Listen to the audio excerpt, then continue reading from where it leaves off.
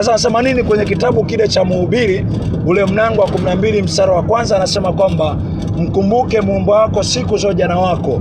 Anasema kabla hazijakaribia siku ama miaka ambayo utasema kwamba sina furaha katika siku hizo ama katika miaka hiyo. Na alivyosema kwamba siku za ujana wako, hakuwa na maana kwamba anaongea na vijana peke yao, lakini alikuwa anaongea na nafsi ya mtu yeyote yule. Anasema mkumbuke Muumba wako, ungali bado ni mzima, bado uko vizuri na nguvu zote. Huenda kipindi ambacho unaweza ukawa dhaifu, ukawa hauna nguvu, anaweza akakusaidia, kwa sababu mwisho yote ni kwamba maisha yetu ya kuishi duniani bado yana ukomo. Hakuna chochote ambacho kinadumu milele isipokuwa neno la Mungu na Mungu mwenyewe aliyesema mahali fulani kwamba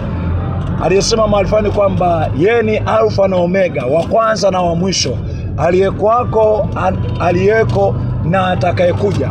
Ya kwamba anasema kwamba mkumbuke Muumba wako siku za ujana wako. Anasema kabla hazijakaribia siku ama miaka ambayo utasema sina furaha katika siku hizo.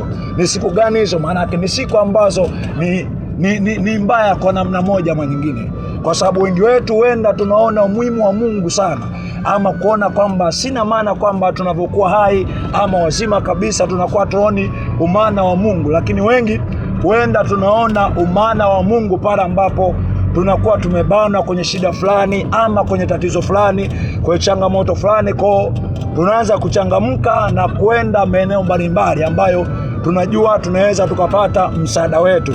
Lakini kumbe yeye mwenyewe Mungu angetamani kwamba katika nafasi hii ya uhai tulionao ama uzima tulionao katika kipindi hiki tukitumie katika kufanya vizuri, kwa sababu kama tutamkumbuka Mungu kipindi cha raha, kipindi kizuri, naye mwenyewe atatukumbuka kipindi cha taabu. Lakini kama tutamsahau yeye kipindi cha raha, ni kwamba hata mwenyewe kipindi cha taabu lazima naye atatuacha.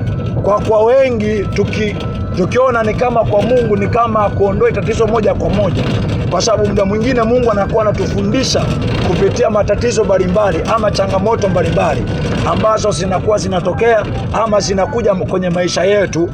Anavyotaka tufundishe, tukiona ni kama hatuoni chochote kile, ndio tunaanza kwenda kwa waganga, kwa hivi na hivi, na kwa manabii mbalimbali ambao wao wenyewe hawatuambii kiini cha tatizo, kwamba tatizo tulilonalo limechangia nini, limesababishwa na nini.